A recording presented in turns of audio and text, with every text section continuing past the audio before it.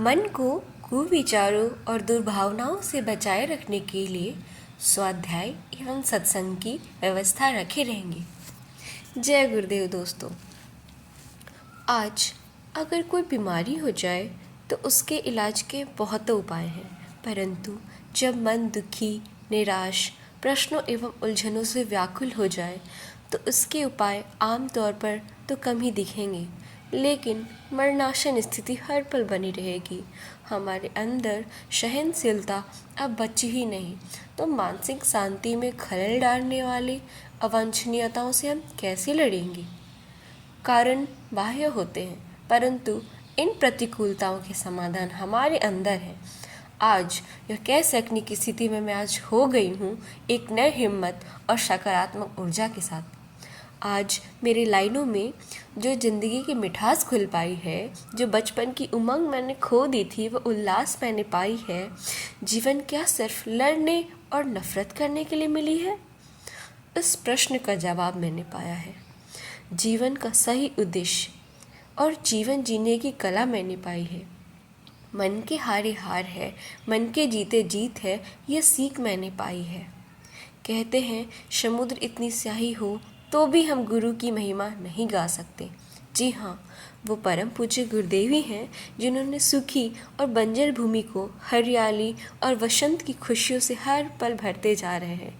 इसलिए सच कहें तो भले ही हमने परम पूज्य गुरुदेव को देखा नहीं, लेकिन वो तो हमें हर पल देख रहे हैं ना।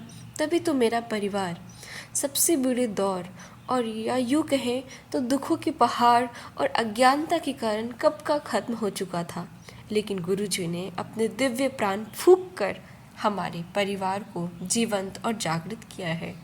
गुरुदेव और माताजी अपने बच्चों को कभी भी दुखी नहीं देख सकते हैं। इसका उदाहरण मैं और मेरा पूरा परिवार है। बस हृदय निर्मल होना चाहिए। जब भी किन्हीं परम पूज्य गुरुदेव से जुड़ी संस्मरण सुनती थी तो आँखों में आंसू आ जाते थे। सोचती हूँ मुझसे क्यों नहीं मिले कि भक्ति कोरी भावुकता नहीं होती, उसमें कर्तव्य भी शामिल होता है, जिसकी माता जी तो मिसाल है। कहें तो इमोशनल इंटेलिजेंस। गुरु जी की कृपा से हम अनगढ़ को उनके दिव्य धाम में जाने और DSVV में रहने का अवसर प्राप्त हुआ, जो एक अच्छे स्वप्न की भांति ही अभी भी लगता है। जो अच्छी वाइब्रेशंस हम शांति कुंज और DSVV के वातावरण में महसूस कर सकते हैं, वह कहीं और जाने पर फीकापन साफ नज़र आ जाता है। यहाँ दिनचर्या की हर स्टेप पर सामूहिक तौर से जीवन जीने की कला सिखाते हैं, जो कि बाहर ट्रेनिंग के बाद भी शायद श्रेष्ठ व्यक्तित्व हमारा बन पाए। हमारा बाहर कल एक एग्ज़ाम था। वहाँ से निकलते वक्त एग्ज़ामिनर अपनी कार में यह कहते हुए बैठ रही थी कि ह्यूमैनिटी बची नहीं है। बस क्या था, तुरंत अंदर से हमको गुरु सत्ता का सहारा मिला और यह विश्वास मिला कि जो साधना, स्वाध्याय, संयम, सेवा के 4 पिलर हैं, उनसे इंसान भी बनेंगे, मानव भी बनेंगे और महामानव भी बनेंगे। गंगा की गोद, हिमालय की छाया, परम पूज्य गुरुदेव का संरक्षण, प्रज्ञेश्वर महाकाल का दिव्य घोषला, देवताओं और ऋषियों की सिद्ध भूमि होने के कारण यहाँ आध्यात्मिक ऊर्जा की प्रचुरता से हमारे चिंतन, चरित्र एवं व्यवहार की जड़ें मजबूत हो जाती हैं एवं मन निर्मल हो जाता है। विज्ञान के नाम पर सारे विनाशकारी काम किए जा रहे हैं, जो कि किसी से छुपा नहीं है। सांस तक लेना भारी पड़ रहा है। कोरोना काल एवं युद्ध इसका उदाहरण है। यहाँ बच्चों को अध्यात्म का वैज्ञानिक स्वरूप सिखाया जाता है, जो हमारे जीवन को संतोष, शांति एवं मन की एकाग्रता प्रदान करती है। यहाँ ऋषि मनीषियों के अध्यात्म का गौरवशाली जीवन शैली, जो आज के धर्म के नाम पर बहरूपिये से हमें सावधान करते हैं। यहाँ केवल डिग्रियाँ नहीं, जीवन में उपयोग आने वाले कौशल, उद्यमिता भी सिखाई जाती है। यहाँ प्रकृति से जुड़ना सिखाते हैं, क्योंकि आज की बिगड़ी भौतिकवादिता और तकनीक के कारण न जाने कितने भारी मात्रा में लोग अवसाद के शिकार हो रहे हैं। यहाँ अनुशासन का कड़ाई से पालन होता है, क्योंकि चाहे कितने भी हमारे पास बुद्धि हो, प्रतिभा हो, लेकिन उसे व्यवस्थित दिशा नहीं दी गई तो अच्छे अच्छे बच्चों को बिगड़ते देर नहीं लगती है। परम पूज्य गुरुदेव का सूत्र लोक रंजन से लोक मंगल के द्वारा बच्चों की कला का उपयोग संस्कृति के उत्थान के लिए करना सिखाया जाता है, क्योंकि आज के लोगों के पास कला की कमी तो नहीं है, लेकिन दिशा की कमी जरूर है, जो लगातार मानवीय गरिमा को नीचे गिराते जा रही है। आज के ज़माने में ऐसा कदम कहीं अन्यत्र नहीं दिखता। परम पूज्य गुरुदेव के सद्ग्रंथों में जीवन के सारे आयामों की पीड़ा और पतन का समाधान है, और यह पूरा अनमोल धरोहर अन्य विषयों की पुस्तकों के साथ बच्चों के व्यक्तित्व विकास के लिए पुस्तकालय में उपलब्ध है। बच्चों का फेवरेट प्लेस प्रज्ञेश्वर महाकाल तो है ही, और वह इसलिए क्योंकि यहाँ थोड़े ही प्रयास से हम अपने मन की एकाग्रता और अंदर के उल्लास को प्राप्त करके अपना अध्ययन को ऊंचे स्तर तक पहुँचा सकते हैं। यहाँ सर्वांगीण विकास की हर व्यवस्था है, जैसे तरह तरह के खेल आदि। महाकाल और विश्वविद्यालय से एक अलग जुड़ाव बन जाता है, जो अपने मायके से भी बढ़कर होता है। अगर कोई समस्या आती भी है तो गुरु सत्ता के अंश आदरणीय चिन्मय सर की स्नेह मार्गदर्शन और उनकी दिव्य मुस्कान से गायब हो जाती है। इतने उच्च व्यक्तित्व होने के बावजूद वो एक प्रतिकूल पति के रूप में बहुत सादगी से सभी से मिलते हैं।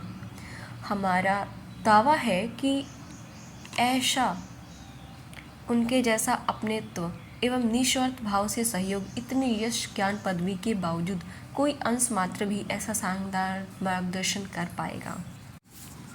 आज यहाँ धर्म के नाम पर लड़ाइयाँ हो रही हैं, वहीं परम पूज्य गुरुदेव ने सूत्र दिया है कि प्रेम प्रेम प्रेम यही हमारा मंत्र है, और इसका प्रमाण DSVV परिसर को सुशोभित कर रहा भारत माता मंदिर है, जो एकता अखंडता वाली भारतीय संस्कृति, जो आज की नहीं सनातन काल से चली आ रही, जिसमें लड़ना मरना नहीं सबको साथ लेकर आगे बढ़ने का संदेश देते हैं, जिसका उदाहरण परम पूज्य गुरुदेव की सोच थी। वो कोई भी संगठन द्वारा फिर से हमें बांटना नहीं चाहते थे, बल्कि एक परिवार के स्नेह सहकार के माला में पिलोकर एक सुंदर हार बनाना चाहते हैं, और यह सब कुछ उच्च आदर्श के आधारशिला पर निर्भर करता है। इसका विशेष उदाहरण है DSVV में बना एशिया का प्रथम बाल्टिक सेंटर, जो बाल्टिक देशों के साथ मिलकर संस्कृति, भाषा, कला एवं अध्ययन को साथ बढ़ाने की सहमति बना चुके हैं। वे देश हैं लिथुआनिया, लातविया। परम श्रद्धेय की गीता एवं ध्यान की कक्षा इसे और भी दिव्यता प्रदान करती है, जिसके आनंद का आभास का गान करना असंभव है। असंभव इसलिए क्योंकि जब आप उनके ज्ञान, संवेदनाओं, परम पूज्य गुरुदेव के संस्मरण से झंकृत होते हैं तो हम निःशब्द हो जाते हैं। ज्ञान दीक्षा से दीक्षांत समारोह तक की परंपरा की शुरुआत इसे और भी खास बनाती है, जहां देश के राष्ट्रपति से लेकर प्रांत के मुख्यमंत्री अपनी उपस्थिति दर्ज कराते हैं। जीवन प्रबंधन की कक्षाएं और आध्यात्मिक जीवन शैली इसे और भी ज़्यादा खास बनाती है, जहाँ गुरुजी के युग निर्माण के सत संकल्प सूत्रों से अवगत कराकर हमें अपने अंदर की शक्ति का बोध कराया जाता है, जहाँ अध्यात्म का थ्योरेटिकल नहीं, भारी भरकम नहीं, बहुत ही प्रैक्टिकल नॉलेज दिया जाता है कि अध्यात्म का अर्थ है आपके पास जो भी है, समय, शरीर, मन, भावनाएं, उनका सही उपयोग करना ही अध्यात्म है। इसीलिए इसे युवाओं को गढ़ने की टकसाल कहते हैं, जो परम पूज्य गुरुदेव का सपना, परम पूज्य गुरुदेव ने एक सपना देखा था कि एक देश में एक ऐसा विश्वविद्यालय होना ही चाहिए जहाँ अच्छे मनुष्य, सच्चे मनुष्य एवं महान मनुष्य श्रेष्ठ व्यक्तित्व गढ़ सकें, और ऐसे महामानवों को गढ़ने की टकसाल बनाकर यह निरंतर उनके सपनों को गति प्रदान कर रहा है। जब परमात्मा गुरु बनकर दिल पर राज करने लगे तो कलम रुकती नहीं, इसे रोकना पड़ता है। किसी त्रुटि के लिए क्षमा प्रार्थी हैं। जय गुरुदेव, जय महाकाल।